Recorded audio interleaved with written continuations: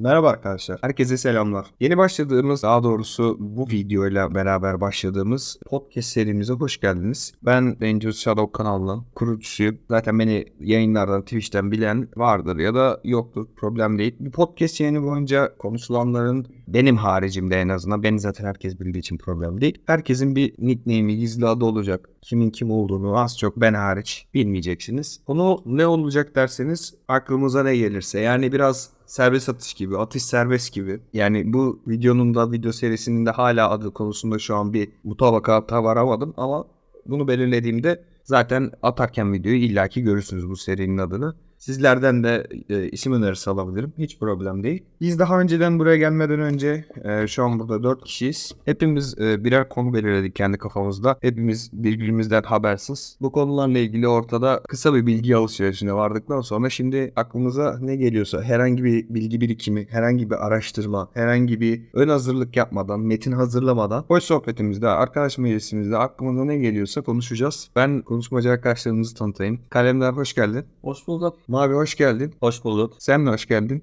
Konuk oyuncu mu denir? Ona artık konuk katılımcı. Hoş bulduk. Ama bir kadın görüşü. Aynen. Hani- O bir kadın görüşü olmalı. Kadın Mutlaka görüşü. yani hani derler ya o 3 erkeğin olduğu bir yerde 4 erkeğin olduğu yerde bir de kadın bakışıyla bak derler. Zaten şey katar ya mesela hani Estetik katar estetik. derler. Aynen. Yani sonuçta biz erkekler olarak genelde düz mantık var. Ama detailing genelde kadın. Ya düşün işte date'e gideceksin tamam mı? Çekmişsin siyah ceket, altına siyah pantolon, kot pantolon çekmişsin, siyah spor takılmışsın, sneaker. Bir şey soracağım. Takımın altına artık yeni bir şey oldu ya mesela spor ayakkabı mı yoksa hala ne derler ona? Klasik. Kösele mi? Şöyle hala kösele aşığı olanlar var. Gerçekten aşk olarak hani bunu Tofaş gibi düşün. Tofaş aşkı gibi kösele aşığı olanlar var. Maziyi devam ettirmek için yapanlar var. Bir de bunu hani Kurtlar Vadisi'nden çıktığını hayal ederek hayata öyle devam eden insanlar var ya. Hani bir de öyle insanlar var. Daha da eskiye götürüyorum. Osmanlı sonlarında tuzsuz Deli Bekirler vardı Ha, mesela. O yani. yumurta topu. Hani mafya değil. Mafya yeni çıktı. Dizilerle beraber çıktı ama yumurta topu mahalle kabadayılar. O mahalle kabadayıları ne yapardı? Tabii. Mahallenin mesela hani estağfurullah devletin yetemediği veya güvenlik güçlerinin yetemediği yerler değil ama Ahlak bazı bekçiliği gibi. bazı yok ahlak bekçiliği de şu anki avam tabir de tam yerine oturmuyor esasında. Aynen. Hani ekmeği olmayan ekmek vermek. O gün çayı bulamayana çay vermek Kırmızı fesli Robin Hood'lar. gibi. Evet. Güzel. Evet o şekilde kırmızı fes. O da hafif biraz gevşek böyle yana meyilli. Sırtta omuzu asılmış. Asla Omuza- kolları içe omuza girilmemiş atılmış ceketler. ceket. Yani. Şimdi o zaman ilk konumuzdan başlayalım. Bugün ilk giriş konusu olarak muhtemelen video başlığında da olacak. İlk doğan ve büyük leylek mi olmak istersin? Yoksa en son doğan en küçük leylek mi olmak istersin? Yani metaforlarla dolu bir soru aslında bu. Dinleyicilerimizin biraz daha anlayabilmesi açısından şöyle bir genel bir açıklama yapalım. Leylekler yavrularını sırayla doğuruyorlar. Yani böyle kediler ya da köpekler gibi bir anda 6 tane birden rahimden ya da karın boşluğundan atamıyorlar. Vajenden atamıyorlar. Onlar tek tek önce birinci yavru doğuyor. Atıyorum 2-3 gün sonra ya da bir hafta sonra ikinci yavru doğuyor. Bu şekilde sırayla doğuyor. Bundan dolayı ilk doğan yavru en büyükleri oluyor doğal olarak. İlk yavru ilk doğduğunda da başka yavru olmadığı için anne ve desteğiyle babanın topladığı besinlerin hepsi ilk yavruya. Her yavru arttıkça getirilen besin bölüşülüyor. Eğer ki atıyorum 5 tane yavru yaptı sırayla. 5 yavrusu var ama anne yeteri kadar besin toplayamadı. Bu sefer de en son doğan yavruya besin yetmediği için zaten besinsizlikten öleceği için ona besin paylaştırayım diğerleri de tehlikeye girmesin adına anne leylek şunu yapıyor. O ailenin çekirdek ailenin popülasyonunu ve güvenliğini korumak, hayatta kalmak için o doğal seçilim ve varyasyonu sağlayabilmek için en küçük yavruyu maalesef öldürüyor. Ki biliyorsunuz leylek yavruları genelde yüksek yerlerde olur.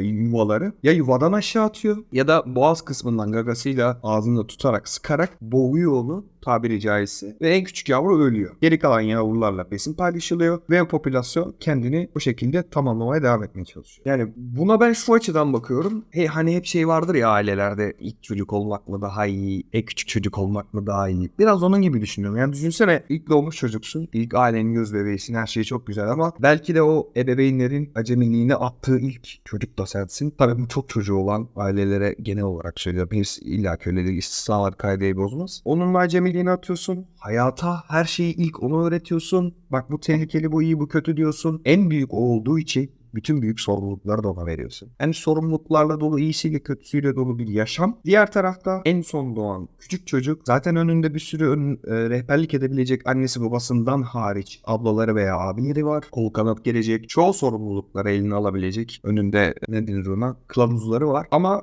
kendisi biraz daha hayatı rahat, daha lay lay lom yaşayabiliyor bu yüzden. Küçük çocuğun hani şey derler ya, biraz daha şımarır derler, şımarık büyür derler. Yani şunu söylüyoruz bu metaforda. İlk çocuk olup, büyük çocuk olup bütün hayatın sorumluluklarını belki de en çok üstüne alıp yaşamak mı? Yoksa bütün bu sorumluluklar yerine hani bazılarımız diyor ya, tabii buna biz karar veremeyiz, olan olmuş da. Ya bana sorsalardı ben bu dünyaya gelmezdim. Beni bu dünyaya getirirken sordunuz mu diyorlar ya. Hani belki de şimdi soruyoruz yani. Sen istesen bütün bu sorumlulukları göz önüne alıp bütün iyisiyle kötüsüyle her şeyle yaşamak mı isterdin? Veyahut bütün bu iyi ve kötü sonuçları elinle tabii gerek yok. Yani yaşamanın bir anlamı yoktu. Son yavru olabilirdim ve beni annem katledebilirdi. Ne diyorsun? Mavi, sen başlayabilirsin. Bu arada podcast'imizde konuşmamızda hiçbir şekilde bir sıra yok. Hepimizin sözünü kesebiliriz. Tabii ki de bu şeyle konuşmasız bunu asla bozmadan. Ben bir genel bir ilk videomuzdan giriş yapmak istedim. Şimdi söz sizde. Mavi başla. Teşekkür ederim Gavi. Rica ederim. Şimdi ben büyük çocuk olmayı tercih ederdim. Sonuç olarak hepimiz spermken bile sıralamaya girmişiz ki. Aynen. Yani bu dünyaya gelebilmişiz. Kesinlikle öyle. Yani mücadeleci bir ruhumuz olduğuna inanıyorum. Yani sorumluluklarla başa çıkmak için sürekli mücadele etmemiz gerektiğini düşünüyorum. Yani bence dünyada sorumluluklardan kaçmak bir şey sağlamıyor insana. Olgunlaşmak ve büyümek için büyük çocuk olmayı tercih ederdim ben. Yani yaşamak önceliğimdi. Tabii ki yaşamak her insanın önceliği olması gerekiyor. Sen?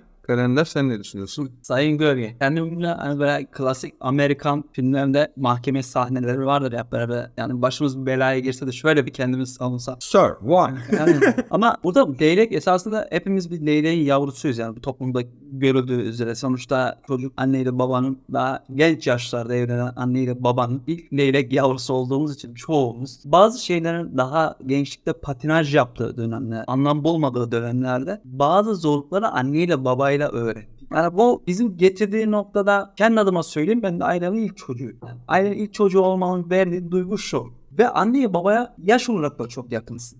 Jenerasyon olarak da çok yakınsın. Bu sana ne katıyor? Empati duygusu. Anneyle babayla ortalama empatin aynı oluyor. Derler yani kuşak olarak. Küçük çocuk biraz daha zor anlıyor diyorsunuz. Anneyle babayla kuşak olarak tutmasan bile hani kuşak olarak tutmasan. Çatışman daha minimal oluyor diyorsun. Aynen hallediyorsun yani. Diyorsun ki tamam böyle diyorlarsa vardır bir sebebi diyorsun. Çünkü aynı tehlikeleri sen de sezebiliyorsun. Ama o leylek sona doğru leylek sayısı artıp ve sona doğru yaklaştıkça artık makas açılıyor. Günümüz teknolojisinde ve hayatın hızı arttığı için artık gün geçtikçe de bu makas daha da açılıyor. Eskiden işin özü leylek olup olmamakta değil, empati duygusunda geliyor bence. Empati duygusu makasın açıldığı yer. Asıl o makasla puntalı yer empatidir. Ama işte bilemiyorsun yani nasıl olduğunu. Ay ne bileyim dermişim. Sen ne derdin mesela? Tam olarak sen hangi leyleksin? Ben öyle sorayım sana. Sen şu anda kaç numaralı leyleksin? Böyle ben olaya farklı bir açıdan bakmak istiyorum. Tam olarak kendi görüşümü söylemeden önce. Şimdi şöyle bir şey de var. İlk leylek, yani ilk doğan büyüyen leylek dediğiniz gibi evet empatiden daha şey, evet kuşak farkı daha kısa şey değil. Hayatı daha çabuk olgunlaşıyor vesaire vesaire vesaire. Ben bunun karşıt düşünce olmak için değil de terazinin ya da madalyonun yeryüzüne bakmak için söylüyorum. Örneğin hani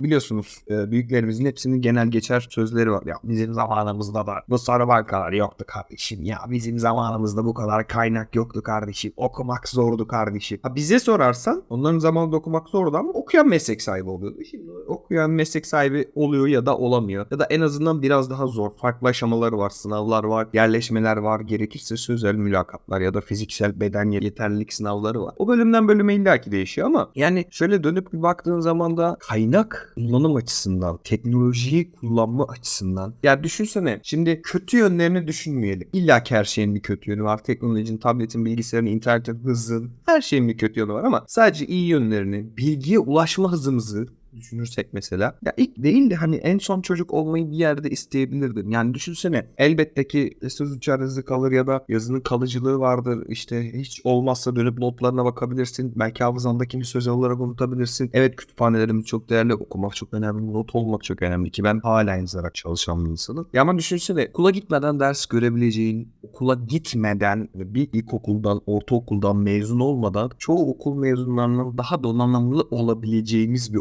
yani Yani şu YouTube aleminde bile X dersine bastığın zaman minimum 20 tane farklı öğretmen farklı açılardan farklı bilgi zenginliğiyle anlatıyor. Ama sözünü kesiyorum. Mesela sen şöyle mi diyorsun mesela? Bir dakika sen anne leylek olabilirsin ama ben senden daha iyi biliyorum. Veyahut senin jenerasyondan, beni yetiştirme kültüründen daha iyi bir kültüre içine doğdum mu? Kültürden ziyade sadece bilgi birikimi. İmkanlar. Aynen imkanlar. Hani işte mesela annelerimiz babalarımız diyor ya, dediğim gibi az önce, bizim zamanımızda sizdeki soru bankaları, kitapları yoktu. Son ne kadar sona geldikçe evet belki ona gelecek besi azalıyor ama aynı zamanda dünyada bir yerde gelişiyor, büyüyor. Bazı imkanlar, dünyanın imkanları artıyor bu sefer. Dünyanın ona sunduğu imkanlar artıyor. Ama bu tabii ki ülkelerin ya da devletlerin ekonomi durumundan bağımsız konuşuyoruz. Biz bunu ortalama normal yaşam standartlarına göre endeksliyoruz. Şimdi Ramiz Dayan'ın da dediği gibi eski sürekli yeniye yenilir. Yani annelerimizden babalarımızdan illaki farklılıklarımız var. Daha farklı şeyler öğrendik. Çağın insanı olarak geçiyoruz şu anda. O yüzden dolayı eski yeniye yenilir. Şimdi ben leyleklerden bahsederek büyük leylek olmayı seçtim. Yani ilk doğan leylek olmayı tercih ederdim dedim. Şimdi aile olarak konuya girersek, aile olarak girdiğimizde ben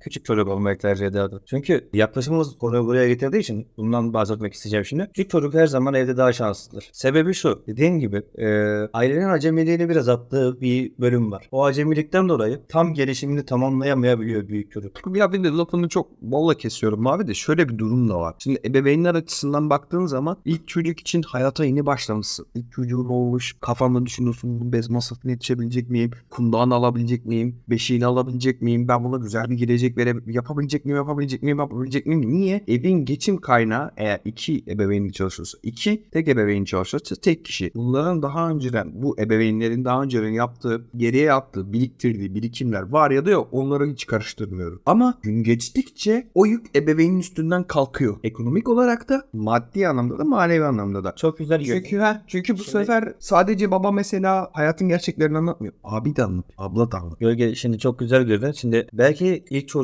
aile istemiyordu. Yani Kesinlikle. hazır değildi. Kesinlikle. Buna henüz yetişebileceğini düşünmediği bir ortam. Mecbur kaldı belki de. Sadece inandığı, Yani- bazı kıramadığı kırmızı çizgilerden, gerçeklerden dolayı mecbur kaldı o çocuğu yapmaktan. Belki de hiç yaşatmak bile, hayata getirmek bile istemiyordu. Belki de o anne leylek o yavruyu, ilk yavruyu mecburen ayakta tuttu. Devam et Mavi. Özür dilerim, ben lafını biraz böldüm ama. Estağfurullah. Şimdi dediğim gibi küçük çocuk evde daha şanslı oluyor. Aile acemiliği attıktan sonrasında küçük çocuklara biraz daha fazla imkanlar tanınabiliyor. Mesela büyük çocuk kendi ayakları üzerinde dursun artık. Bu tepkiler başlıyor. Büyük çocuklara bu tepkiler başladıkça biz şimdi çok kardeşli bir aileden geliyorum ben. Küçük çocuklarımdan biri. Mesela benim büyük ablalarım diyeyim artık. Ablalarımdan birkaç tanesi okuma imkanı verilmemiş durumda. Yani belli bir seviyeden sonrasında okuldan ayrılmak zorunda kalıyorlar. Belki de ekonomik şartlar yüzünden. İşte belki de ekonomik şartlar yüzünden. O günün şartları neydi bilemiyoruz. Gidip yaşamadığımız için. Ama belli bir sınıftan sonrasında tamamen okutma üzerine gidilmiş. Herkesi okutacağım. Belli bir çerçeve oturuyor. Kafada bir şeyler oturmaya başlıyor. Sağlıklı bir hale geliyorsun.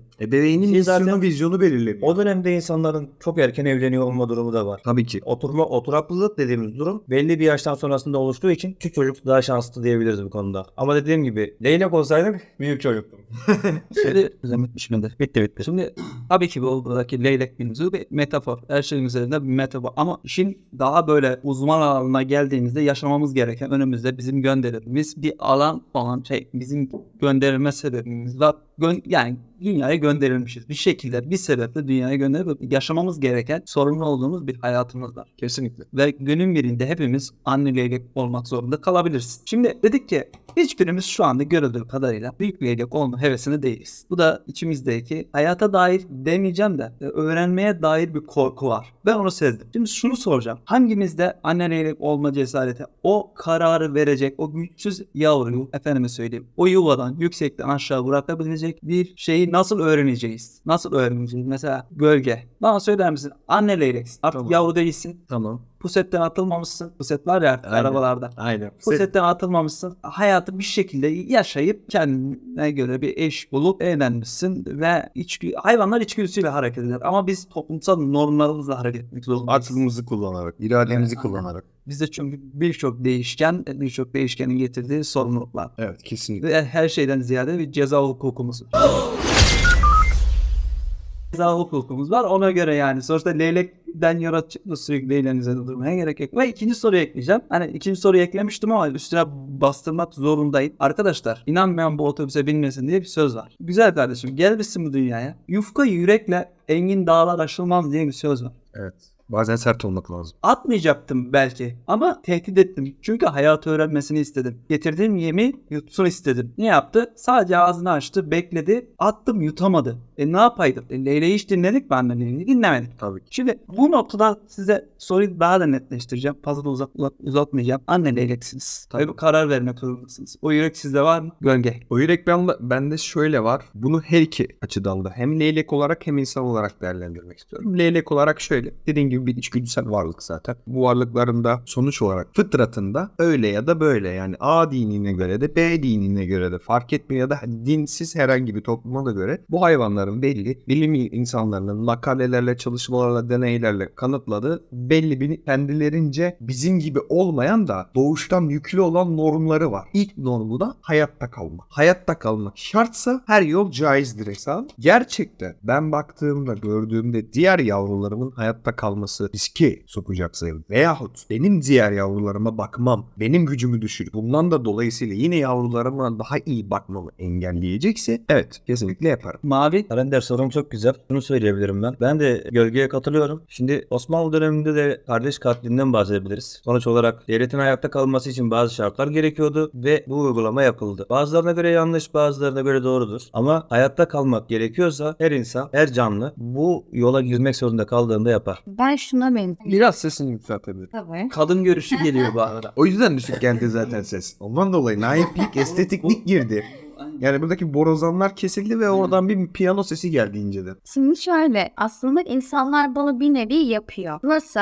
Yetiştiremeyecek çocuğa aslında bakmaktan kaçınıyor. Şu an mesela nüfusun düşüşü. Türkiye'de mesela hani doğumların azalmasının sebebi de bu. Nasıl bakacağını bilmemesinden kaynaklanıyor. Bazen ekonomik şartlar, bazen kültürel olarak. Hani bu çocuğu yetiştirmek bir yetenek işi gibi bir şey. Eskisi gibi değil. Hani eskiden şöyle bir şey var. Ya bir şekilde nasibini bulur, nasibinle beslenir. O şekilde de hayatını hüküm sürer. Ama şimdi sağlıklı bir birey olabilmesi için bizim de ona bir şeyler katabilmemiz gerekiyor. Bunu da yapabilmesi için ailenin ekonomik, kültürel yani güçlü olması gerekiyor diye düşünüyorum. Ama ben söze tekrar gireceğim, kusura bakmayın. Şimdi insan olarak öncelikle şunu da söyleyebilirim. Sonuçta leylek değiliz biz. Önce zayıf olan yavruya daha çok bir özen gösterirdim. Kendini toplaması için. Yani bunu da söylemeden geçmek istemiyorum. Önce kendini toplaması için fırsat verirdim. Yani verebildiğim kadar fırsat verirdim. Sonrasında baktım olmuyor. Ondan sonrasında vazgeçerdim. Sayın Mavi, şimdi dediniz ki demin Abdülhamit abi savunurken burasını kes. Kesinlikle. Şimdi şunu söylemek istiyorum. Ben burada not aldığım soru üzerine geldim.